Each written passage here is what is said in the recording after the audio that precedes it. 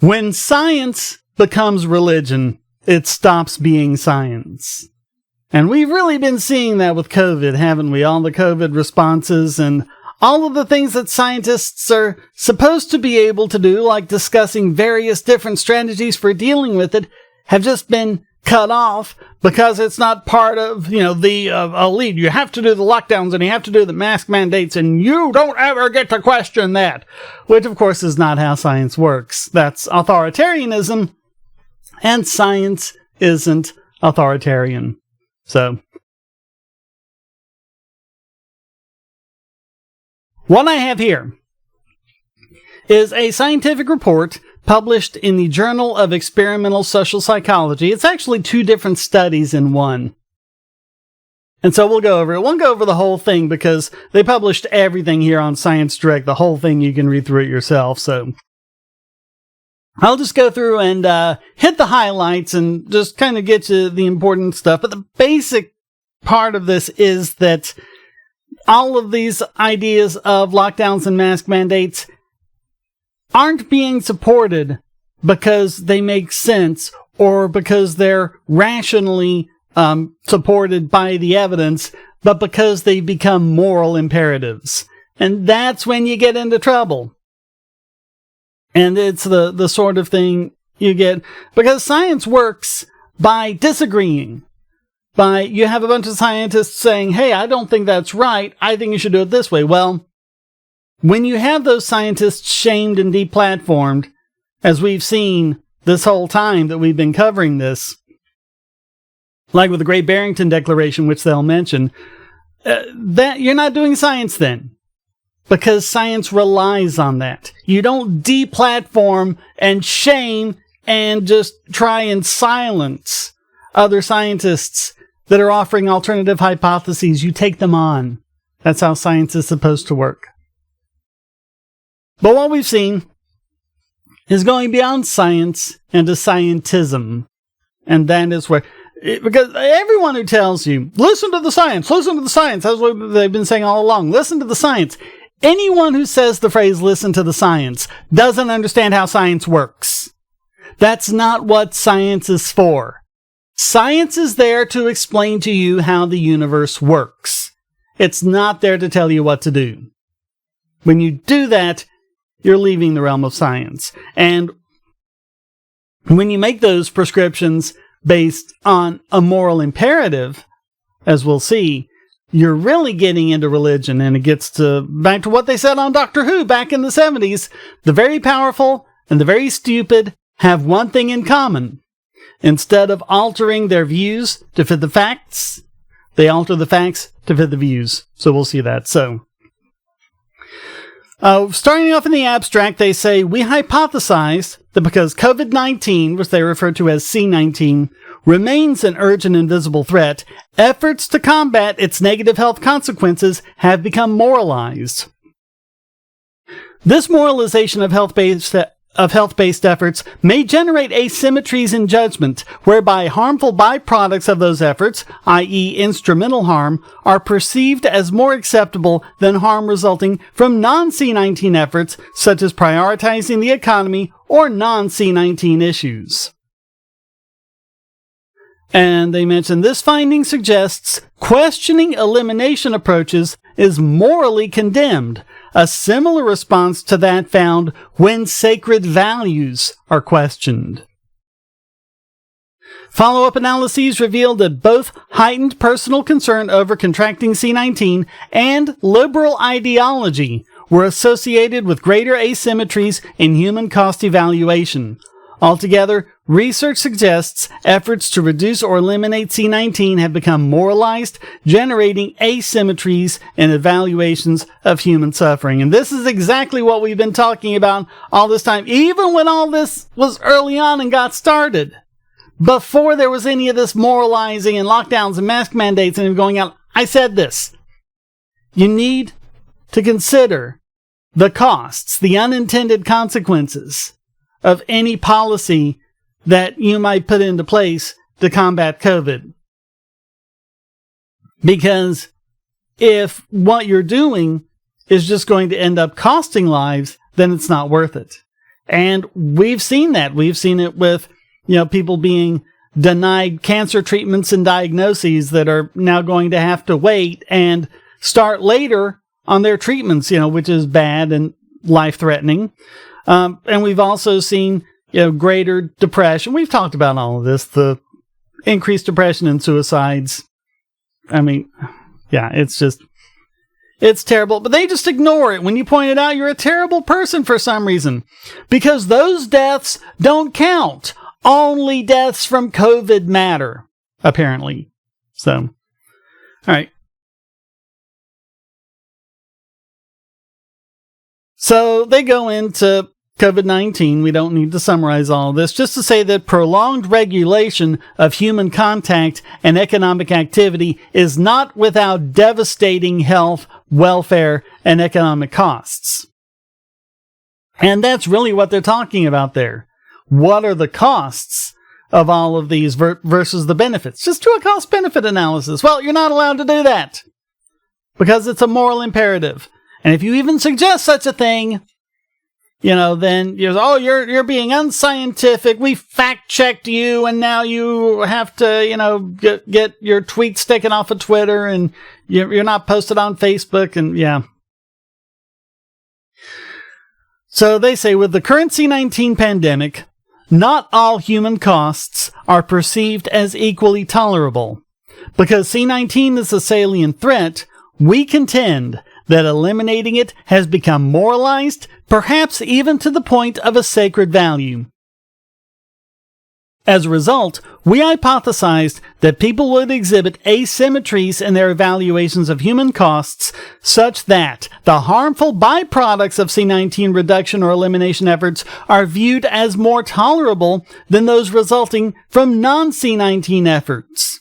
Which, if they really were following the science, which is a terrible phrase again, but if they really were acting the way that a rational person would act, all lives would be considered the same. Hashtag all lives matter. Sorry, yes, I said it. All lives matter. I'm a terrible person. Oh, God, yeah. Yeah, I might be demonetized for that one. But it's true. Yes, people who die of COVID matter, but also people who die of cancer matter. And you can't sacrifice one in service of the other. That's horrible. But if you think that you get to choose who lives and who dies, then you're a monster. And that's just all there is to it. So, moreover, in line with extant work on sacred values, we anticipated that merely questioning the elimination strategy would elicit moral outrage, disapproval, and a desire to reaffirm one's moral commitments. So in their foundation, there is abundant evidence that C-19 is a threat to public health. It can be deadly to the elderly and immunocompromised. But even non-vulnerable populations can experience long-term consequences which are yet to be fully understood. Yep, take it from a sufferer. You don't want this crap. In contrast to many other health and safety risks, such as road accidents or non-communicable diseases, C-19 is highly contagious.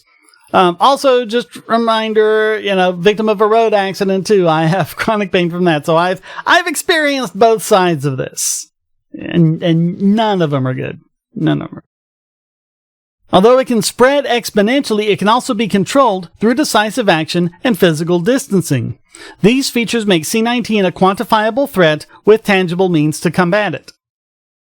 However, combating C-19 inevitably involves trade-offs, as every response carries negative externalities known as collateral damage or instrumental harm.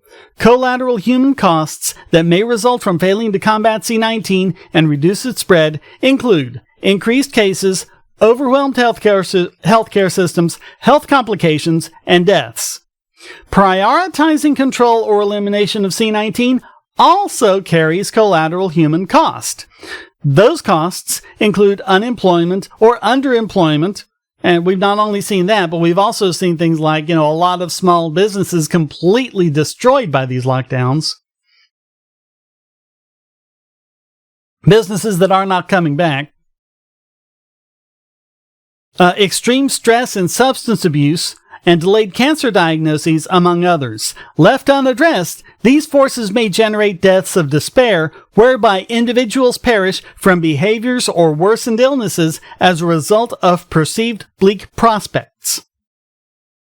Others include the public shaming of those who violate or question health-based policies, abuse of law enforcement and government power, and deterioration of human rights.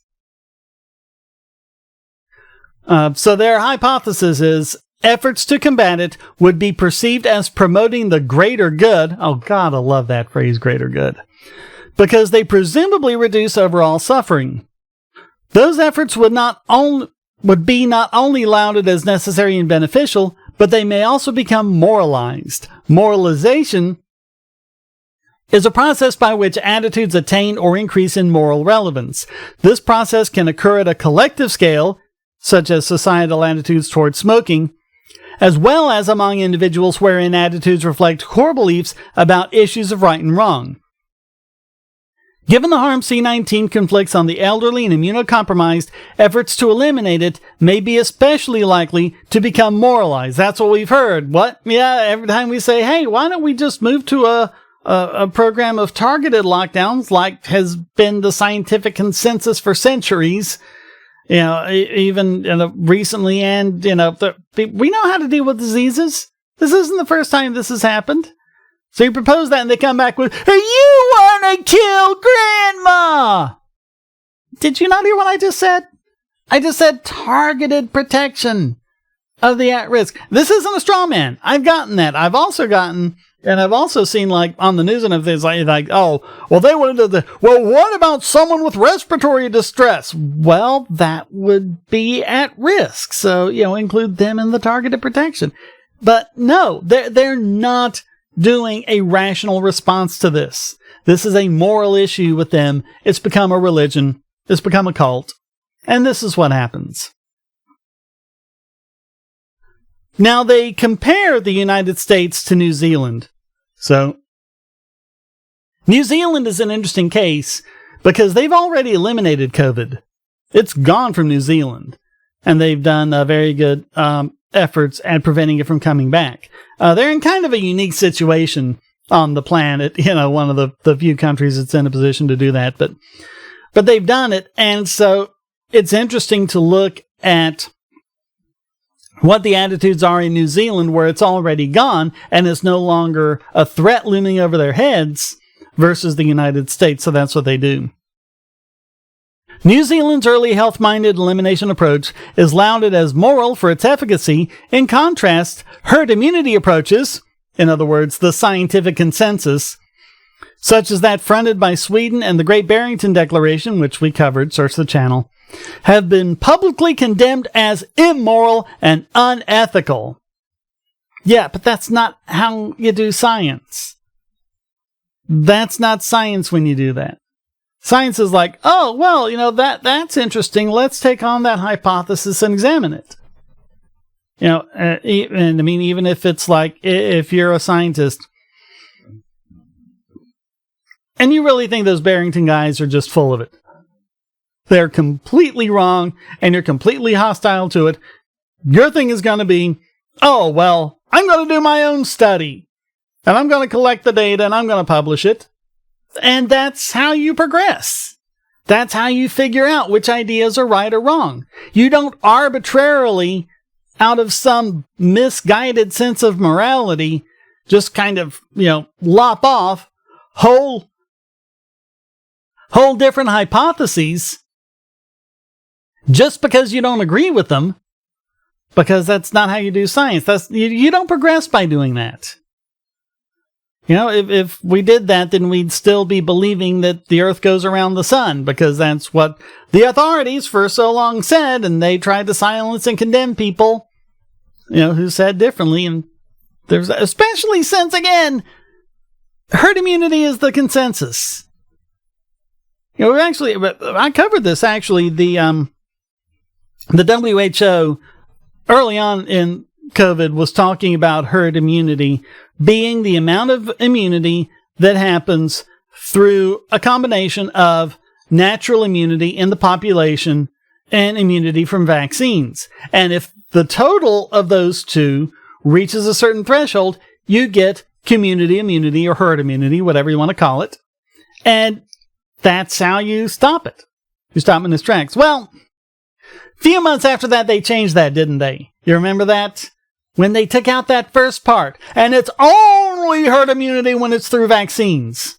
No, that's not true. And that was never what it was considered to be, so, yeah. Similarly, staying at home and complying with mask mandates are presented as matters of ethical duty and commitment to the common good. Accordingly, the behaviors that comprise those goals and potentially exacerbate harm, such as failing to social distance or take health-based precautions, may elicit moral outrage.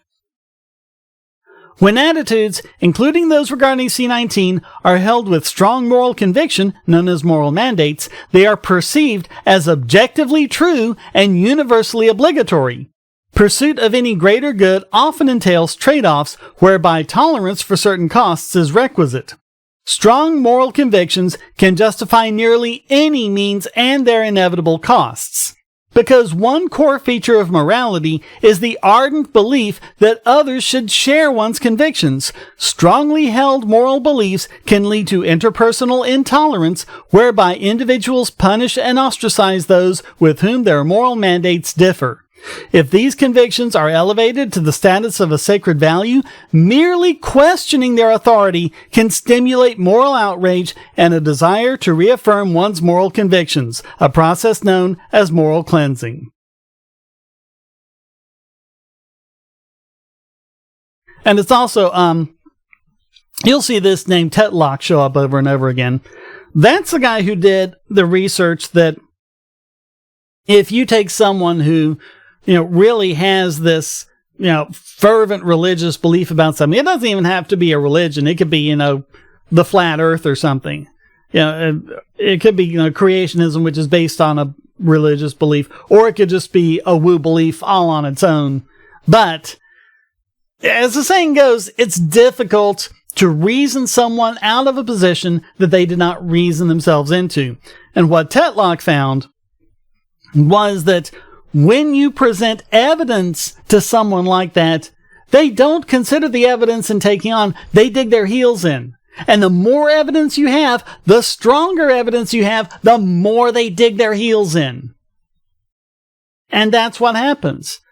That's what happens when it becomes a question of morality instead of science. So, they did 2 studies, and they say, we expected that those who perceived C-19 as a greater threat would also more strongly moralize control C-19 approaches.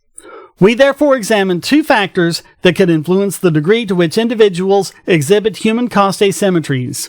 One is concern over C-19, and the other is political ideology. Those who are especially concerned over contracting C-19 should view C-19 as a greater personal health threat. So if you got skin in the game, it's going to mean more to you. We also assessed participants' ideology because some evidence suggests conservatives view C-19 as a lesser threat than liberals. We collected data from New Zealand, which, in comparison to USA, does not show obvious signs of C-19 polarization. Okay, so in their first study, we hypothesized that because health-based strategies have become moral mandates, participants would evaluate shaming in service of Control-19 goals versus non-health-related C-19 goals as more civil and less problematic. View illnesses and a death as less problematic if they result from overestimating the health threat of C-19 than underestimating it, and be more tolerant of an officer abusing power to reduce deaths due to C-19 than those due to reckless driving. So it's not just about, do you have the right to violate people's rights to protect their lives? It's, do you have the power, is it okay to abuse your power to protect people from COVID-19 deaths over deaths from other things like reckless driving? So that's how you can tell the difference there and the moral outrage. So just to let you know, I'm not going to go over in detail what they did in each of these studies. You can read over that yourself. But I do want to mention, because this is going to matter when we go and look at the conclusions, these contexts that they presented to the people. I'm just going to read you out the the summary of those. Context A is a social cost. Dr. Bloom, which is a hypothetical, fictitious individual, Dr. Bloom faced online shaming, ridicule, and harassment. A disparaging tweet called his recklessness embarrassing and claimed he should be ashamed to call himself a health practitioner. And then they give conditions and ask people how they think about that. Context B is a health cost. As a result of the C-19 modeling error and subsequent hospital mismanagement, 34 people were hospitalized and 1 person died. And in context C, the human rights costs, a police officer inappropriately fined 15 people and detained 1 person. So, going down quite a bit. Because we've got data, we've got tables. I'm going to again skip over all that. You can see all of that. If you really want to know what that's all about and what the details are. But I'm just going to skip down to the discussion here. Our 3 experiments provided converging evidence in support of our hypotheses. Intriguingly, in context A, participants were more approving of harassment to Dr. Bloom following his challenge of a control C-19 approach than when he challenged an economy-centered approach. Yet, participants also expected Dr. Bloom to experience greater suffering from this harassment when he challenged the control 19 than economic-based approach. These 2 patterns may suggest participants felt especially vengeful towards those challenging health-based strategies. In all 3 contexts, the net indirect effects were positive. These patterns are consistent with the interpretation that efforts aligning with reducing or controlling C-19 reduced moral outrage, which in turn dampened punitive motivations and increased harm acceptance resulting from those efforts. Finally, participants who showed greater concern over C-19 and who more strongly identified as liberal, those tolerant people, were especially likely to moralize control C-19 efforts, and they were more likely to exhibit asymmetries in their tolerance for human costs.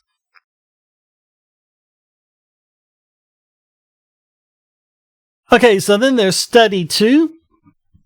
Which is responses to merely questioning. So the second study is just questioning it.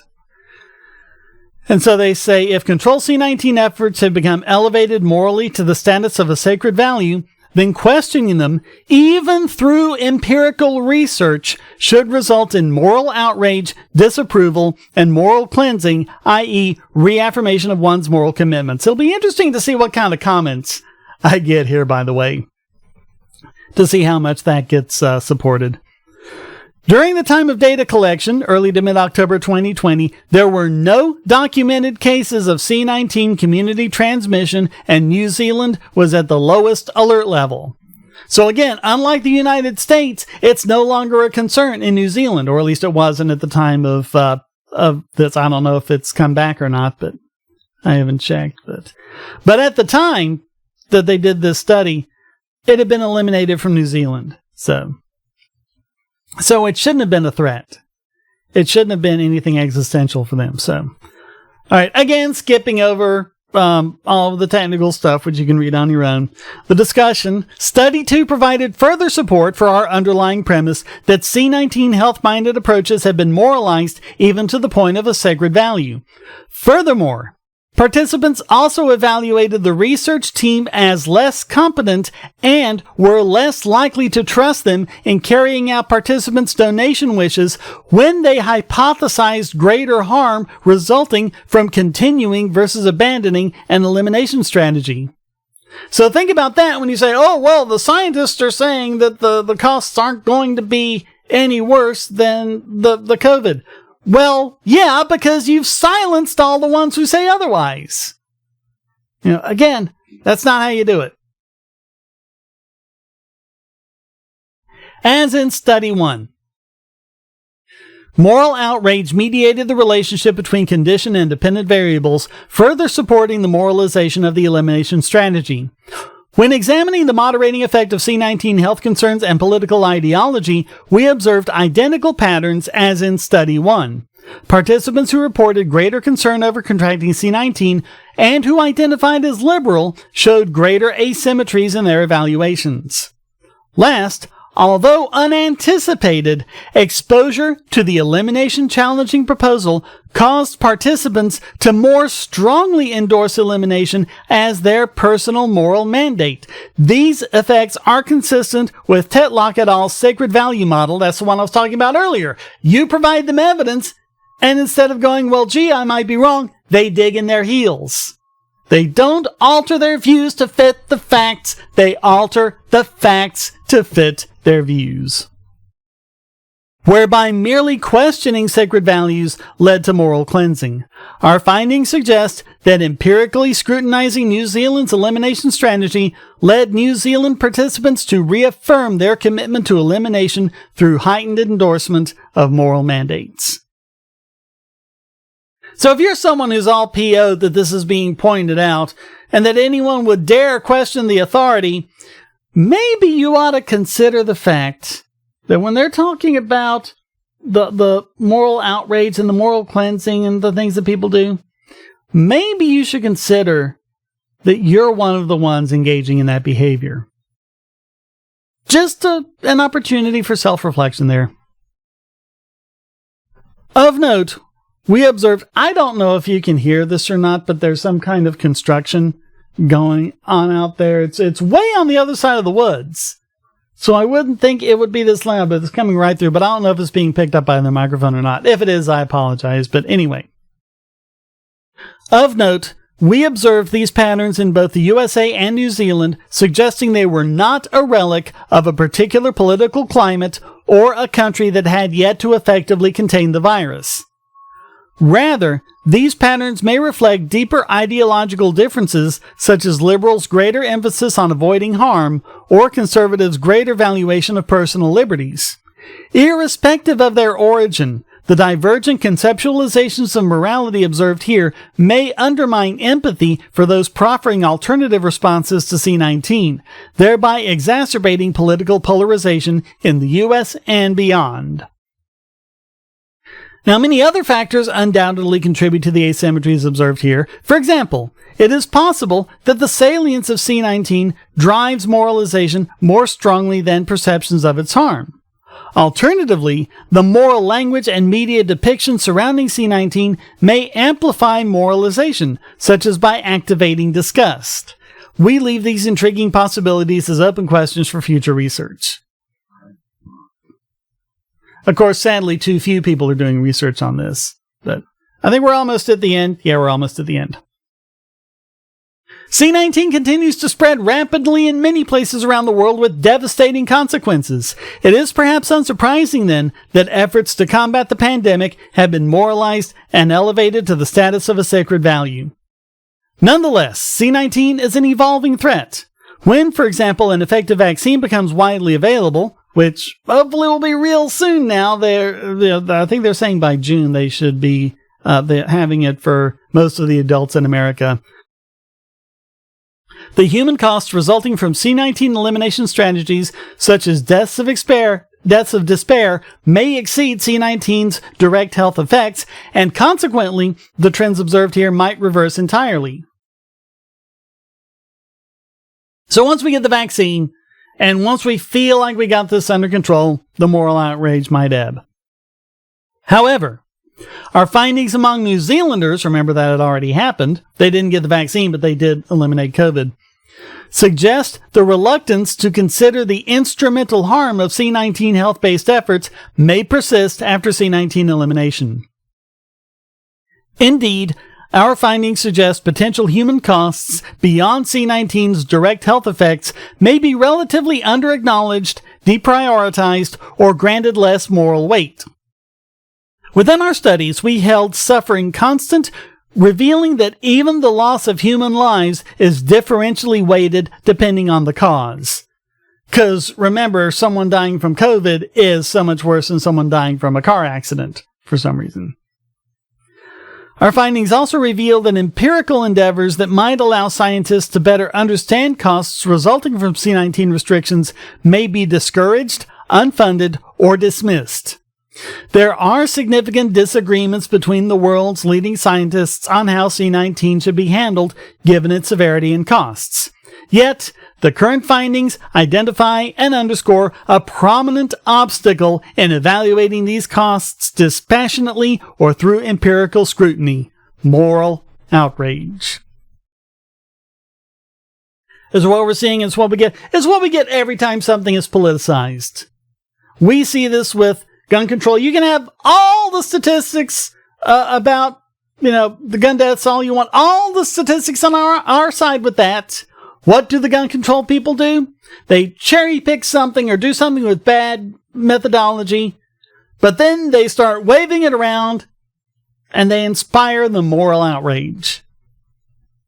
That's what they do. That's what you do when you're not doing science, but when you're trying to get a little cult going. Yeah. Same thing with all sorts of issues we've covered. It's the same thing with vaping. It's the same thing with opioids.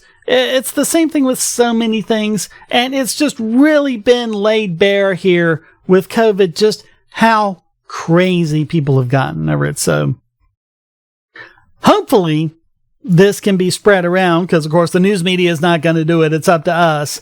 But if you spread this around and tell everyone about it, then maybe just a little more self-awareness will be the vaccine we need against moral outrage, even as we're getting the vaccine against COVID. So, thank you all for watching. As usual, comments for the Common God, shares for the Share Throne. Yes, go through the sacred sharing and commenting rituals, and maybe the gods of the YouTube algorithm will smile on this video and on this channel. And of course, you can always go to donate.bogosity.tv for all sorts of different ways to donate or support this channel. Anything you can do, even if it's just a few pennies in crypto, helps immensely and helps more than you know. I hope you all are weathering COVID and anything else that you might be suffering from, and you're coming out of it all right, and that the lockdown efforts and everything else aren't getting you down too much. Able to go out and get some sunlight. The sun's been coming out here the last few days. It's actually been really nice.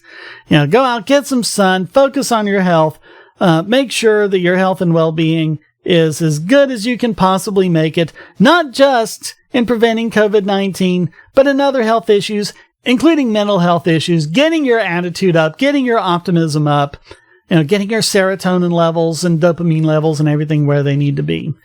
Because I don't really want anyone to be going through any more of the depression and anxiety that's really been spurred on by a lot of this. It's just a crying shame that it's going on. So I hope you all are managing that very well. Thank you very much. We'll see you next time. Until then, stay strong and be free.